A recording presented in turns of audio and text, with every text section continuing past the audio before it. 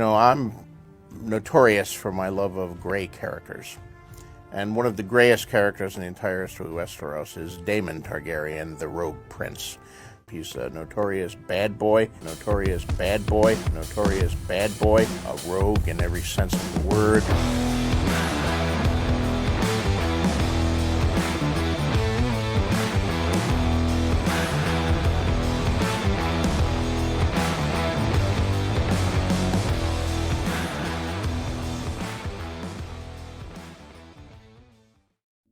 Hi friends, this is Axe Dane from Certain Point of Review, back again for our second primer on the key power players for HBO's new Game of Thrones prequel, House of the Dragon. As you know, while the goal of these videos is to discuss events that should all take place before the main story of the show, there could still be spoilers ahead, so consider yourself warned. And if you haven't watched our first primer on Rhaenyra Targaryen yet, be sure to check that out before diving into this one. In the world of Game of Thrones, there's a saying: every time a new Targaryen is born, the gods toss a coin in the air, and the world holds its breath to see how it will land. As the saying goes, one side of the coin represents madness, the other, greatness. And while many of history's most notable Targaryens can be said to fall squarely into one camp or the other, every now and then the coin seems to land on its edge. And there is perhaps no better example of this than the rogue prince, Daemon Targaryen himself. A man who, to paraphrase Archmaester Gildane, was equal parts light and dark, a hero to some, and the blackest of villains to others. Daemon was born to Prince Baelon Targaryen and his sister wife Alyssa Targaryen in 81 AC, during the reign of his grandfather King Jaehaerys Targaryen. Within just a couple weeks of giving birth, Princess Alyssa took Daemon riding on her great dragon Meleys, the Red Queen. Perhaps inspired by this early adventure, Prince Daemon grew to be a reckless and free-spirited youth. Unlike his good-natured older brother Viserys, Daemon quickly became an accomplished warrior and was knighted in 97 AC at the young age of 16. In recognition of his accomplishments, the old King Jaehaerys himself presented Daemon with the famed Dark Sister, one of the two ancestral Valyrian steel blades of House Targaryen.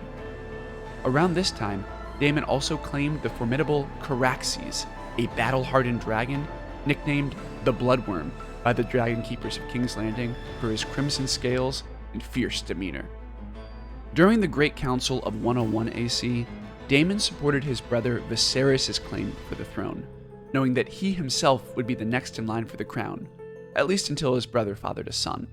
However, while Viserys loved his younger brother, he had no intention to name him his heir, likely recognizing that Daemon possessed a dark streak reminiscent of some of House Targaryen's worst rulers. In the end, Viserys won the vote of the council and peacefully ascended the throne after the death of Jaehaerys in 103 AC. By this time, Daemon had married Lady Rhae Royce, heir to a powerful house from the Vale.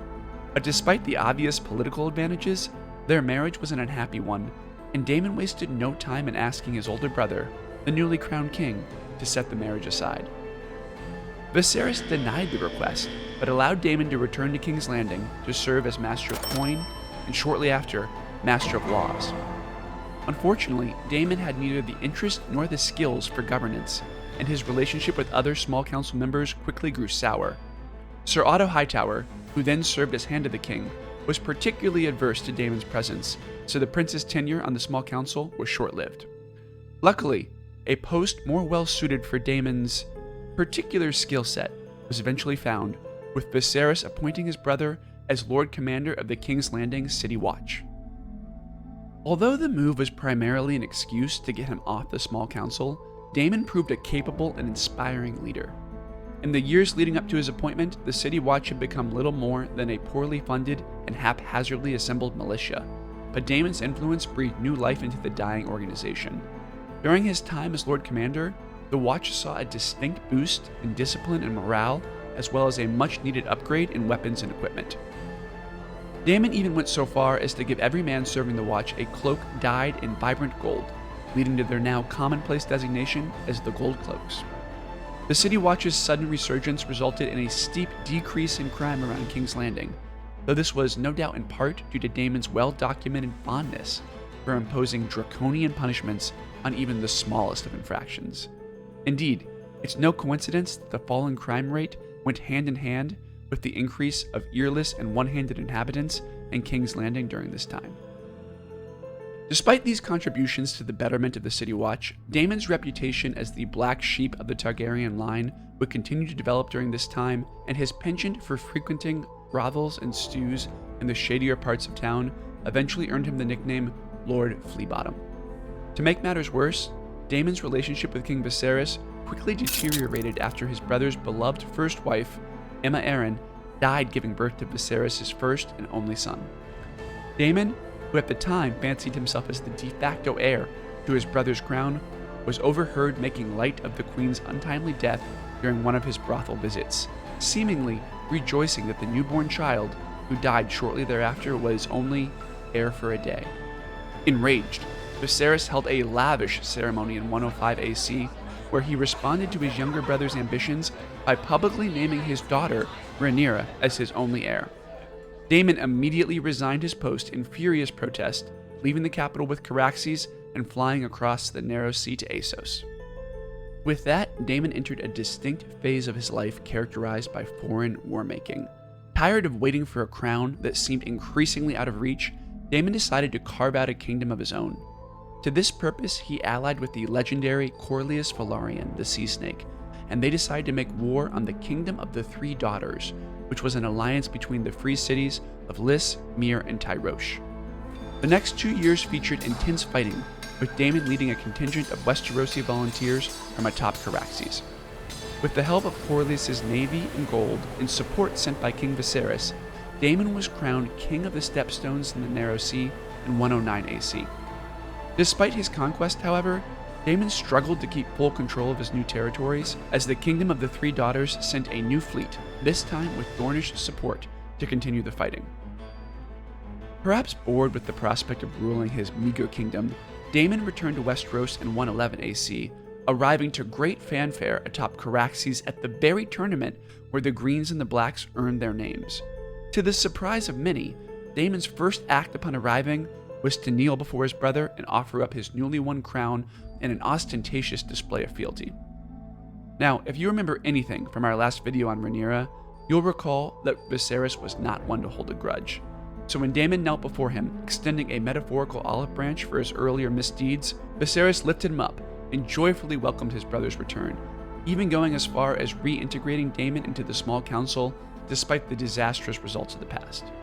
That reconciliation, however, was not to last, as in less than a year's time, the two brothers would once again have a falling out, leading Viserys to exile Daemon a second time. To this day, the exact reason for Daemon's second exile remained a mystery. Some say the new queen, Alicent Hightower, had inherited her father's dislike for Daemon and had pressured Viserys into dismissing his brother. The more salacious accounts, however, cite the unusually close relationship Daemon had with his 16-year-old niece Rhaenyra as the cause for Viserys' sudden change of heart, with rumors spreading that the rogue prince had seduced the princess shortly before her 16th birthday. While the truth behind these rumors remained lost to history, later developments would eventually lend them a certain amount of credence. In 115 AC, Daemon's estranged wife, Rhae Royce, died in a sudden riding accident, and Daemon wasted no time in seeking a replacement. This time, it was Laena Velaryon who caught his eye, the daughter of his old friend Corlys and the queen who never was, Rhaenys Targaryen. Given her Targaryen lineage, Laena was a natural match for Daemon to pursue, with the only complication being that she was already engaged to the son of the Sea Lord of Braavos. This did little to faze Prince Daemon, however, and in a typical roguish fashion, he simply cut the groom down with Dark Sister after goading the young man into an ill-advised duel. Laena and Daemon married shortly thereafter. Aware that they would likely be unwelcome at King's Landing, the new couple took an extended tour of the Free Cities, with Laena eventually giving birth to twin daughters, Rhaena and Baela. The marriage was, reportedly, a happy one, made even more so when Laena's brother, Laenor, married Daemon's favorite niece and the heir to the kingdom, Rhaenyra. Laena became good friends with Rhaenyra, and the couple often visited Dragonstone. It came as no surprise then when Daemon and Laena arranged the marriage of their daughters to Rhaenyra's eldest sons, forever binding their families. But as is often the case in the world of Ice and Fire, the bliss was not to last, and Laena died during childbirth in 120 AC. Distraught, Daemon turned to his niece Rhaenyra for solace, rekindling the rumors that had plagued them some years earlier. That same year, in a convenient turn of events, too convenient some would say, Rhaenyra's own husband, Laenor, was slain in a duel with his rumored lover, clearing the way for Daemon and his niece to finally begin a relationship of their own. Barely 6 months after the death of Laena and Laenor, the two married, and their union, perhaps predictably, became a big scandal at court.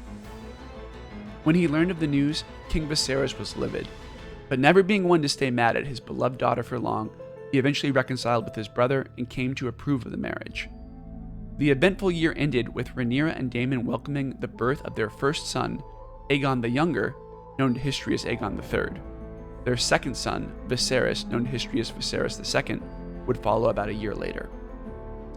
Though Daemon had always held a deep dislike for the High Towers, it was at this time that he would begin to become more involved with the ever-growing feud between the Blacks and the Greens.